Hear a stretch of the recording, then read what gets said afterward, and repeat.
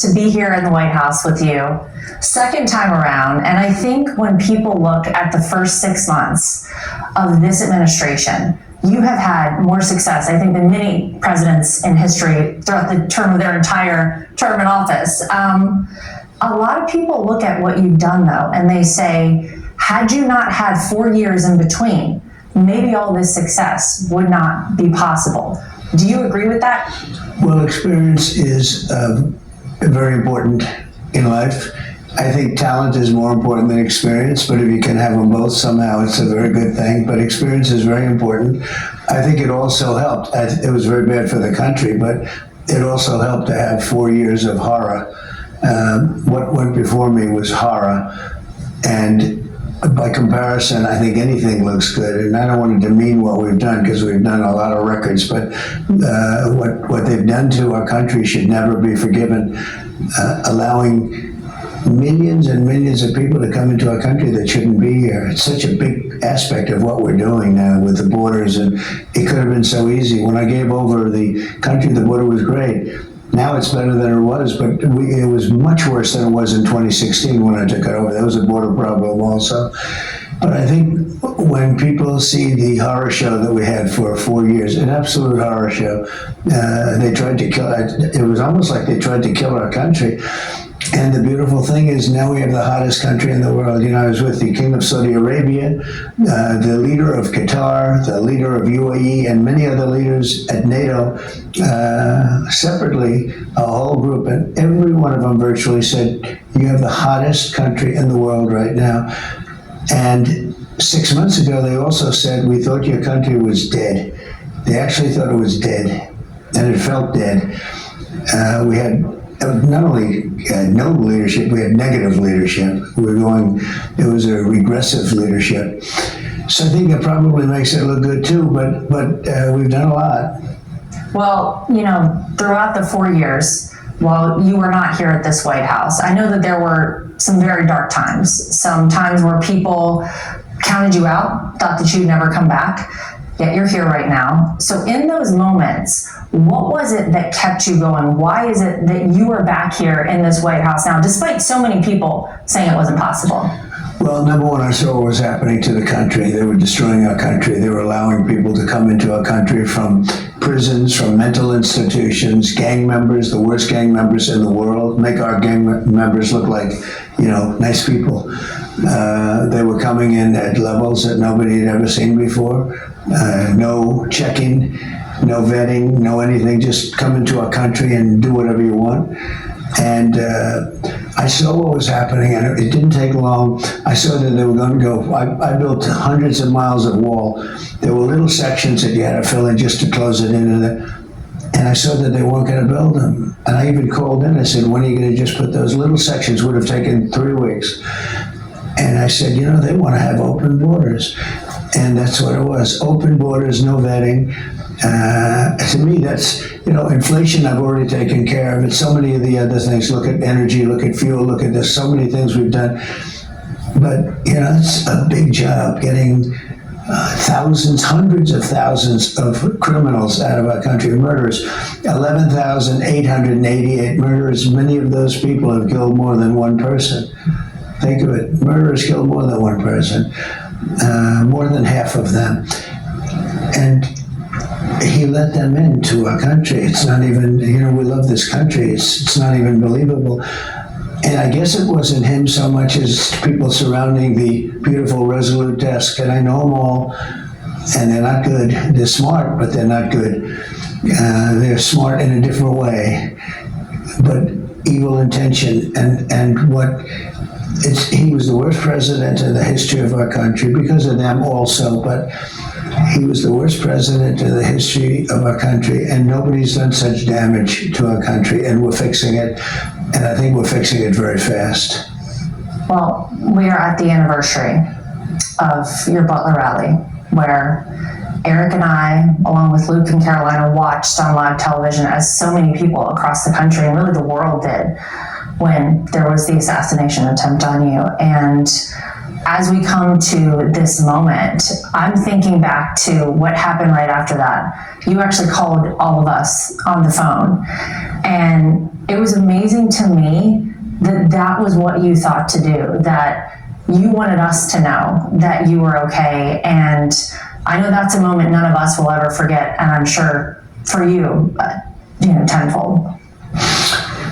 Well, it was unforgettable. I didn't know exactly what was going on. I got whacked. There was no question about that.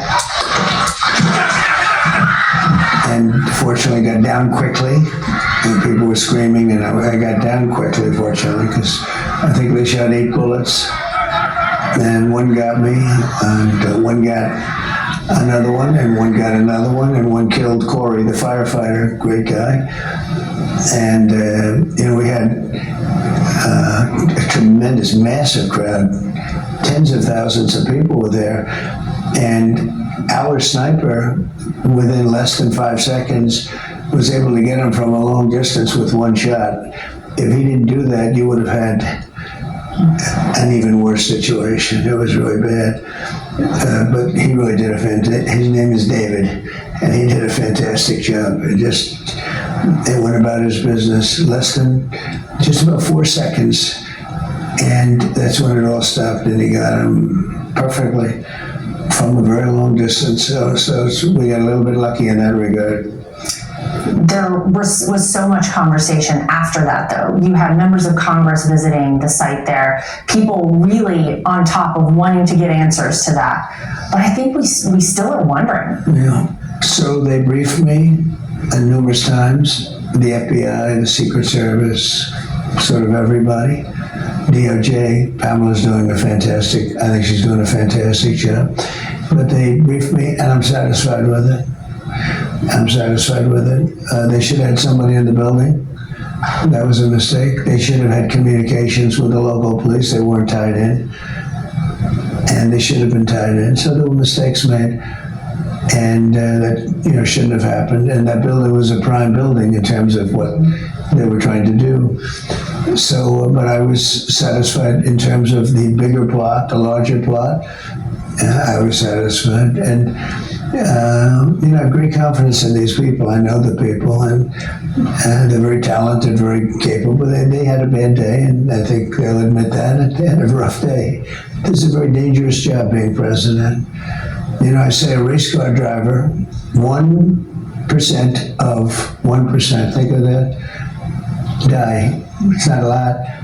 A bull rider, I think that's pretty dangerous. It's like 1/10 of 1% die, and with the president, it's like 5%. Why didn't you tell me this? I could have maybe made a different decision, but I wouldn't have made a different decision because we're doing so well. The country's back, and it's, as I said, everyone's saying we've got the hottest country in the world.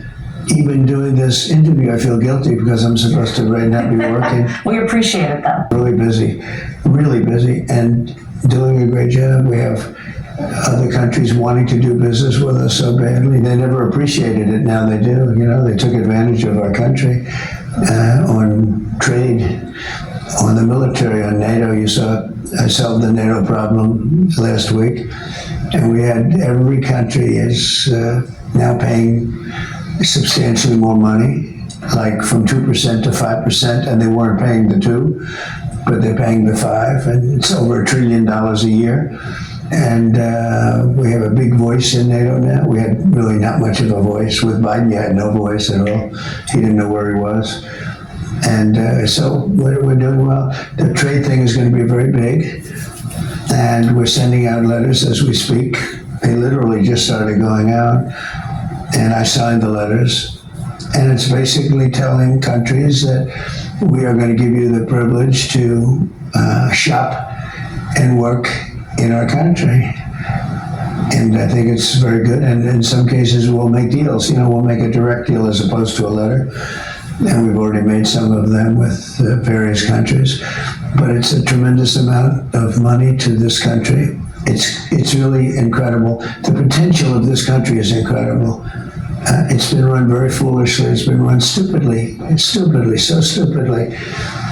And some of the countries are very upset now because they've been taking advantage of us for 30, 40 years. And I had it stopped. I was stopping in the process, and then we had the COVID in the last part of my administration. But we had the strongest economy in the history of our country. And this is going to be better. I predict this is going to be better. The money coming in, the tariffs coming in, hundreds of billions of dollars are coming in. They're pouring in. Well, you talk about all the money coming into the country, how big, the tariffs will be and leveling the playing field. You asked to have the one big beautiful bill on your desk to sign on July 4th. You got it on America's birthday. The question I think a lot of people have is, when will they actually start to see the positive impact from the one big beautiful bill in their lives? The tax cuts, all of the big things that we could see from that. They're already seeing them, and we are getting investment because of that bill. We're having investment made in this country that nobody's ever believed. We're up to close to $15 trillion. Other administrations they wouldn't do that in 4 years. $15 trillion, and we did it that was a number from a couple of months ago, and now it's substantially higher than that. We're having car companies come in and build their plants here, which they wouldn't have even thought about. They would have never done it. We have AI, which is the big hot thing, and they're spending trillions of dollars in this country. They wouldn't have done that without what we just did last week. And, I tell Republicans, you have to speak positively about it. Like when I have a chance with you and your show is doing so well, your ratings are so good, what's going on? Better after this. Congratulations. It's really a great success. So I say to people, Republicans or anybody, explain the bill, because it's so big and so good. Because the Democrats, they only do one thing good, and that's complain. And they say, it's going to cause death, and this, and that. They don't mean it's a soundbite. Somebody gave them a soundbite. It's going to cause death. Not going to cause death. It's going to keep people alive, and it's going to make our country successful, and really successful. So I always say, you have to explain, because they have sound bites like Russia was a sound bite. They make up a sound bite and they send it to the fake news and they send it all over the place. So we have to fight back and we have to live by our wits. And it's unbelievable. It's the most incredible bill, one of the most incredible bills ever passed, and it's the biggest. It's the biggest bill of its kind ever passed, and we have to talk about it. When you think about no tax on tips, no tax on Social Security, no tax on overtime, a big tax cut in addition to that, plus we're saving the tax cut that we made years ago, which is big. It expired in another couple of months. It would have expired. They would have had a 68% tax increase, and now they have a tax cut. And you have to explain that to people, because the public, they're driving a cab, they're working as a lawyer, accountant, or a teacher, or doing any one of a million different things. They're not into it like we are. You have to explain it, so every chance you get, because what they do is they send a phony, they're fake. The Democrats are fake. They're part of the fake news, and the fake news will take it and they'll go with it. Because I have learned so much about the news. I so admire honest reporting. There's not that much of it, though. We really don't have that much. And I think to make America great again, we have to get a bigger percentage than we have. And nobody understands why. Why would somebody make up stories to make Biden look good when the man was grossly incompetent? What good does it do? Other than lose credibility, they're down at the lowest number for credibility that they've ever had. They're way below Congress, which is very interesting. And I think Congress came a long way recently, because we have people like Mike Johnson. He's been incredible. John Thune's been incredible. All of the people under them, and the Senate and the House. I've gotten to know them really well, and maybe better than ever because of this. This was almost an impossible thing to get approved, because remember, you didn't have one Democrat vote, even though these are the biggest tax cuts in history, even though all of the things, it's going to bring jobs, it's going to bring everything. We didn't have one Democrat vote because they said don't vote. And the one thing they do well is they stay together. You're reading stories now that a lot of them wanted to vote for it, but they couldn't. They couldn't do it. I read one this morning about a certain Democrat from a certain location in New York who wanted to vote so badly for it. He said, this is going to kill our career if we don't vote. And he really didn't vote because they really do control that. It's pretty incredible.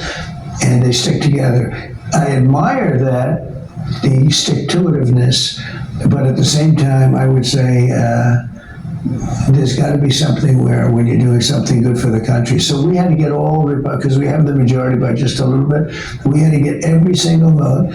And I guess it was 218 to 2. Think of that, 218 to 2. And you just don't do that. It's almost impossible. And we got it done. And the reason we got it done because it's so good. And remember this, the Democrats wanted to vote for it, most of them, many of them, because it's all good stuff. I mean, it's all lower taxes and incentives and this, that, so many good things. Great on energy, stopping the EV mandate, which, hurts Elon, and, it's too bad. But I told him long before he endorsed me, I said, you'll never be with me because I'm going to stop the mandate, because the mandate said everybody has to have an electric car within a few years. And I said, that's not going to happen because not everybody wants an electric car. He said, you know what, as long as I'm on the same footing as everybody else. I thought it was a great statement, but it turned out not to be so because he was very upset about it. But you got it done. Back with more from our 47th president, Donald J. Trump. But before he was a president, he was, of course, a business titan. But he's also a father. And as a father, he watched, as many of us did, in horror as the flash flooding unfolded in Texas. I asked him about the tragedy and about how his own family has shaped his path to the presidency. This devastation down in Texas. And you've said that from the perspective of the federal government, every resource will be available to Texas. Yeah. There's been so much heartbreak, though. What is your message to the people who are suffering down there, to the parents of the young girls at the camp who were killed? What do you want to say as their president? Well, there can be nothing worse, losing a child to start off with. And the way this happened, there was very early warning. They warned a day before. They warned even 2 days before. They warned 4 hours before. Maybe they should have had bells or something go off. But it's pretty dangerous territory when you think of all the times that they've had this problem. They were given a lot of warning, but it was late at night and people were sleeping. Some people heard the warning and they got out. They were able to get to higher land, but boy, when you hear this wave that was up to 30 feet high just came roaring through that valley, it's just a very sad thing. And I look at the parents, they're like devastated. They're devastated. And they still think there's hope and this and that, but boy, there's nothing tougher than that tragedy. You see so much of it when you're president, and you see so many things happen so sad, and you take it differently because, you're in charge of a country and you want nothing bad to happen. And that's not the way life goes, unfortunately, but so sad to see this one in particular because so many young, beautiful young kids, mostly girls, they were just killed, and counselors were killed. One of them was a powerful guy, and compared to the power of nature, nobody's powerful. Really, nobody's powerful. But we're working with Texas. We're working with a great governor. Greg Abbott's doing a great job. Christie is doing incredibly. And they were there right away, immediately, and we gave them all the money, all the help that they can possibly use. And but you can't say things will be great, because to have that kind of death is so sad to see. How important has family been to you? And I mean, I'm going to say the last 10 years and all of this. Well, like your husband is great. I mean, he's great. Whether he was my son or whether he was an executive, you can't hire anybody like him. He's so good. And he runs the business, and Dawn helps run the business, and Ivanka is doing a lot of things. She's an amazing person. She's a little bit involved, when they want words of wisdom or whatever. She did a very good job here. All she wanted, and she could have had any job. She said, no, Daddy, and she got hundreds of thousands of jobs with me. She'd go around and worked hard. Never got credit for it. But she'd go out and she'd go to Walmart, she'd go to ExxonMobil, she'd go to all these big companies, and she'd give people jobs by the thousands. So I'd get, just added up to, I could tell you what the number is, but I don't want to say because nobody would believe it. But she worked hard and so competent, and she did a great job. Never, if I were a Democrat, she would have been a legend. You all would have been legends, but I think you're legends anyway. If you think about it, you wouldn't be doing any better. Now it's somehow there's a different mindset, but the kids have been amazing. I have really, really good kids. Well, you seem to have a knack for putting people around you who are successful and make you even more successful. I think this has been sort of a trait of yours your entire life. If you go back to the Trump organization, you gave people opportunities that maybe they would never have taken themselves. And I feel like you've often seen things in people that they don't even see in themselves as well. Especially women. You did it for me. Well, I would say that for me as well. But women. Your cabinet is comprised of so many incredible people, and people that even a year ago, so many would never have imagined, like RFK Jr., who a year ago was running for president as a Democrat. Why do you think you have this ability? And I feel like it has really been to your benefit. Look at this incredible cabinet you've put together. They're all people who are working to make America great. They've been incredible, actually. The cabinet's been incredible. And I had a lot of good people in my first term. But again, I came here, I had never done it before, and I'm picking people that I never heard of. And I'm taking recommendations of, people that were sort of stupid people, like a John Bolton, he's a stupid guy, or Jesper, who was terrible. He was terrible, but I took some recommendation. But overall, I got it right. We rebuilt our military. We did so many great things. But I now know the people. I know so well. I know better than anybody. I spent 4 years with. Sometimes you hit and miss, and sometimes you don't. But we had great people the first time, but we have really good people this time, and they get along with each other. They love each other. They love the country, and it's smoother. I think it's smoother. We did. A lot of people thought my first term was phenomenal. I did. I thought, we got the largest tax cut in history, the biggest tax cut in history, the biggest regulation cuts in history by 4 times. Nobody even came close. We rebuilt our military. They gave some of it away to Afghanistan in one of the most embarrassing moments ever. But,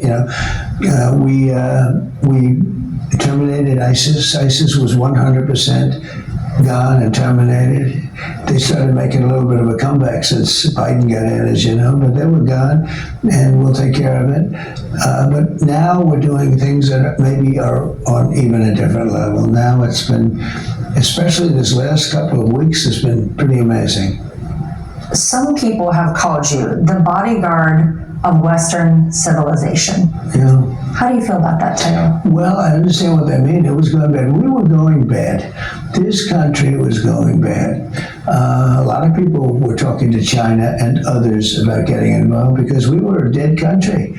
We were gone. And in the minds of many, I tell you, in my mind, one of the reasons I ran, I saw what was happening very early on. When I saw people pouring across our border, I said, no, put up that little, it would have taken three weeks to put up little sections of wall that we laid out because of legal reasons, condemnation reasons, different things. And because we wanted to bring our equipment back in through the wall, because we built hundreds of miles. And I said, then why are they filling that in? It would have been complete. In fact, I added a lot more. I built a lot more than I said I was going to build. I made it much longer. But I said, they want to have open borders. That was the first time I realized it.